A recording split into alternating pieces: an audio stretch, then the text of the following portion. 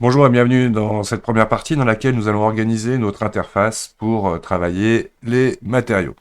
Alors, dans un premier temps, on va aller dans l'explication des UV. Ce que c'est les UV? C'est tout simplement la mise à plat en 2D de notre géométrie, ce qui va permettre de pouvoir projeter des textures ou des images sur cette géométrie. Alors, pour le voir, on va apprendre à préparer notre interface en bougeant les layouts.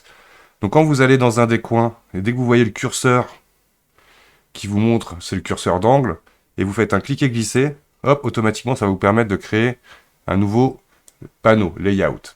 Si je veux le refermer, je me remets dans l'angle, en imaginant que je vais garder cette fenêtre-là, je me remets dans l'angle, je clique et je glisse, hop, pour fermer ce panneau.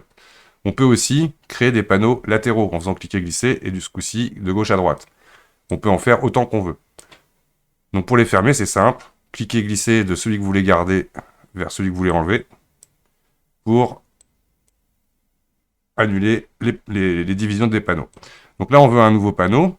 Et chaque panneau a une icône en haut à gauche qui permet de pouvoir switcher de mode. Dans celui-ci, nous allons chercher le Shader Editor.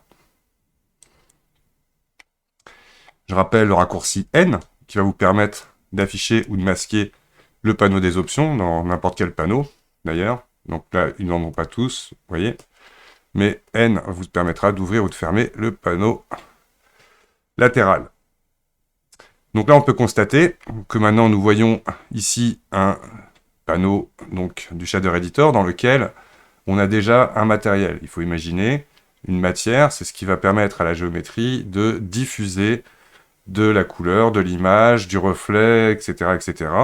Et c'est dans un matériel, ici, dans le Shader Editor, qu'on va le paramétrer. On retrouve aussi dans les Properties, le Material Properties, qu'on retrouve ici.